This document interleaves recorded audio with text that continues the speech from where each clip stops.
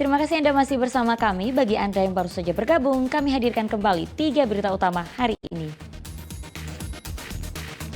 Diduga kelelahan, seorang pendaki asal Kendal jatuh ke jurang sedalam 150 meter di Gunung Andong, Kabupaten Magelang. Bursa pemilihan wali kota dan wakil wali kota Salatiga ramai diisi anggota parpol, pengusaha hingga anggota TNI. Curiga bakal diintip, seorang perempuan memarahi seorang karyawan SPBU yang kedapatan masuk toilet perempuan di Demak.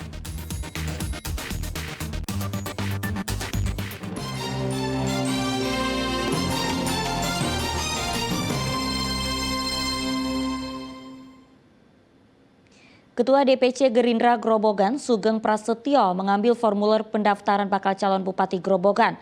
Selain menggodok nama calon kandidat, Gerindra juga tengah membangun koalisi dengan partai lain.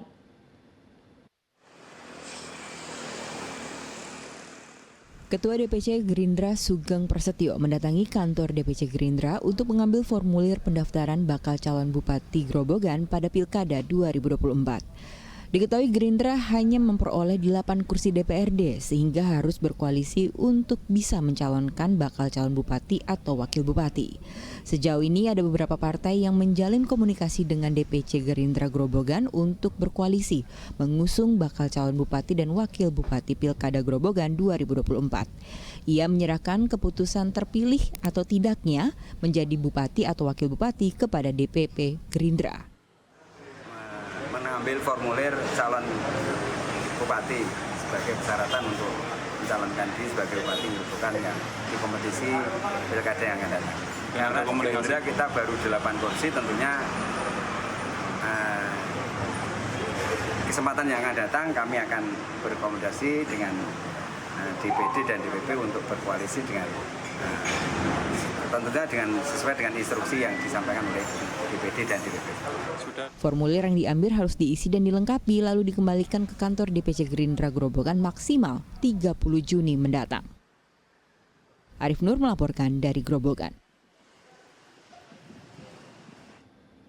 Ya, tak sedikit orang berminat ikut dalam kontestasi pemilihan wali kota dan wakil wali kota Salatiga 2024. Mulai dari warga biasa, anggota partai, pengusaha hingga TNI. Tak hanya mengumpulkan kandidat, partai politik juga sibuk membangun koalisi. Sejak membuka penjaringan pendaftaran bakal calon wali kota dan wakil wali kota Salatiga, ada 6 nama yang sudah mengambil formulir pendaftaran di kantor DPC PDI Perjuangan. Mereka adalah mantan PJ Wali Kota Salatiga Sinung N. Rahmadi, Thomas dan Arif yang merupakan politikus Partai Nasdem serta pengusaha, dan mantan dan Lanal Semarang Kolonel Marinir Haryono Kasturi. Diketahui Kolonel Marinir Haryono Kasturi masih aktif di TNI.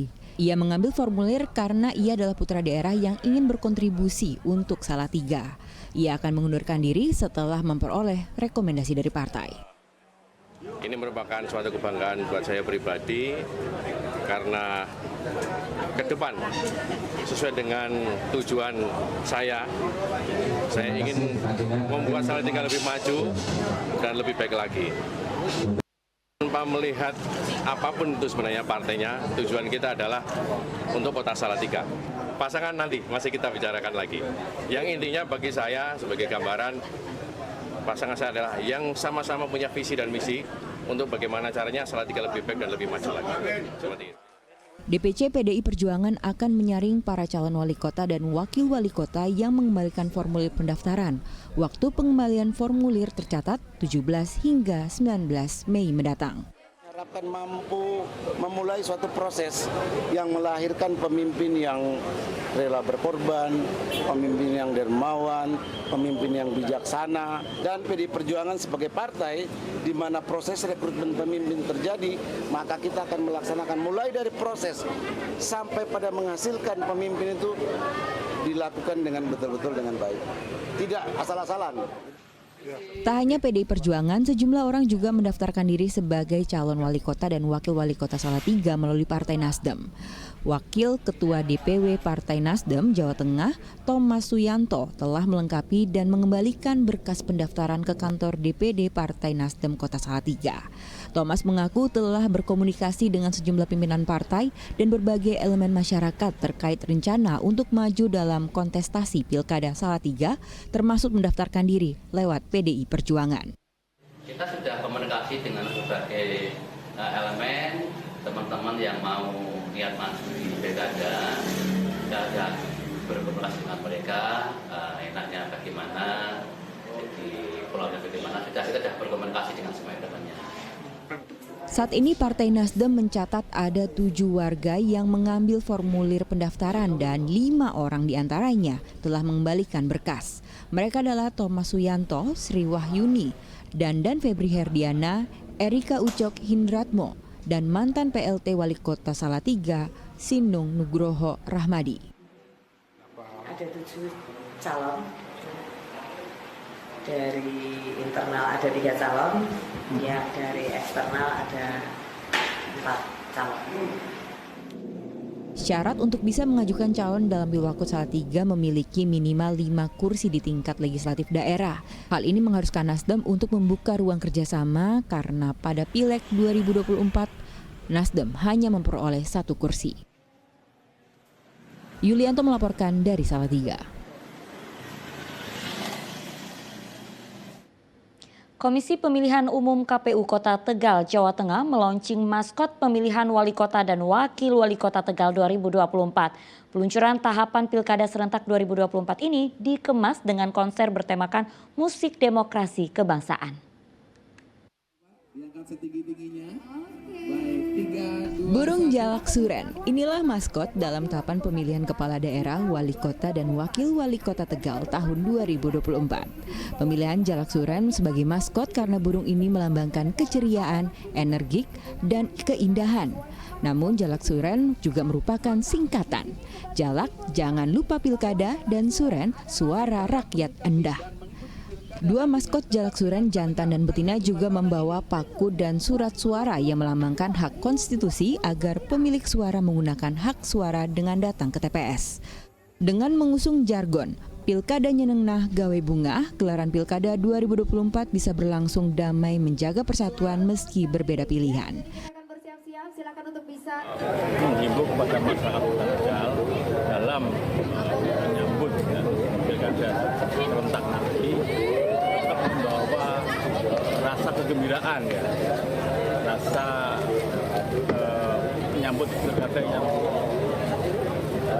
happy lah, sehingga endingnya nanti siapapun yang terpilih menjadi berbahagia bersama, siapapun yang dipilih. Jangan ada kontok-kontokan karena beda pilihan seperti yang saya sampaikan tadi. Selain mengenalkan maskot dari Pilkada Kota Tegal, acara ini juga dimeriahkan dengan konser musik demokrasi kebangsaan di Taman Pancasila kawasan alun-alun Kota Tegal Sabtu malam. Ada tarian geol khas Kota Tegal dan penampilan grup band dari ibu kota yang mencuri perhatian warga. Sugiartono melaporkan dari Kota Tegal. Ya, ratusan santri dan ulama di Brebes menggelar zikir dan doa bersama untuk mendoakan Pilkada Serentak 2024 agar berlangsung damai dan aman. Menjelang pemilihan kepala daerah serentak 2024, Pondok Pesantren Al-Hasaniyah di Desa Renggas Mendawa, Kecamatan Larangan, Kabupaten Brebes menggelar zikir dan doa bersama pada Minggu malam. Ratusan santri bersama sejumlah ulama dan pimpinan pondok pesantren berzikir agar Pilkada Serentak 2024 di Brebes berlangsung damai dan aman. Mereka berharap nantinya bupati dan wakil bupati terpilih adalah pemimpin yang amanah, jujur, dan bisa memajukan serta mensejahterakan masyarakat Kabupaten Brebes. Cara zikir bersama dalam rangka Pilkada damai berjalan, terutama Brebes sendiri secara umum itu se-Indonesia Selatan, agar menghasilkan pimpinan yang amanah, yang bisa memajukan, yang berpegang kepada aturan, harapannya begitu. Saat ini masing-masing kandidat tengah sibuk melengkapi syarat pendaftaran di masing-masing parpol. Nantinya, penetapan pasangan calon bupati dan wakil bupati digelar pada September mendatang, serta pemilihan pada 27 November 2024. Sugiartono melaporkan dari Brebes.